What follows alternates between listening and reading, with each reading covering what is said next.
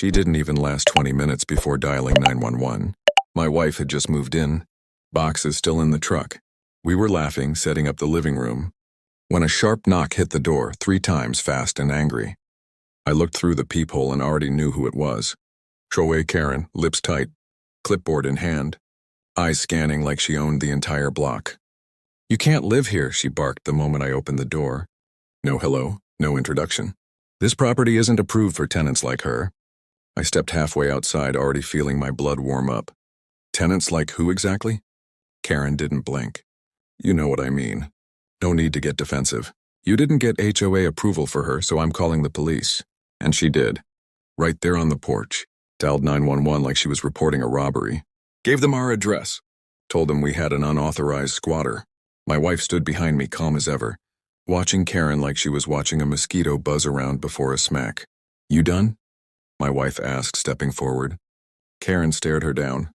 "You're going to jail." My wife smiled. "Just a small one." She leaned in, and with a voice low enough to make Karen actually step back, said, "You just made a big mistake." That's when I knew things were about to flip. Because Karen didn't know who she'd just messed with. She thought she was dealing with some couple that barely knew the rules. She didn't know my wife wrote the rules. And in her bag under a folded sweatshirt were the real documents. The ones that would change everything. 10 minutes later, 2 squad cars rolled up, lights flashing like we'd committed a federal crime. Karen was already waving them down from her porch like she'd caught a terrorist. She pointed at us, yelling loud enough for the entire street to hear. "That's them!" She broke into the property. "He's hiding her."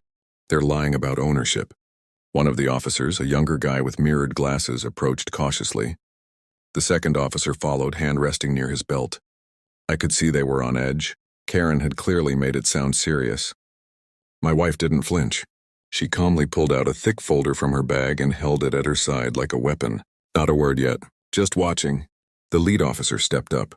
"Sir, ma'am, we got a report of a possible trespassing issue here. We need to see ID and any lease or ownership paperwork you might have." Karen cut in from behind.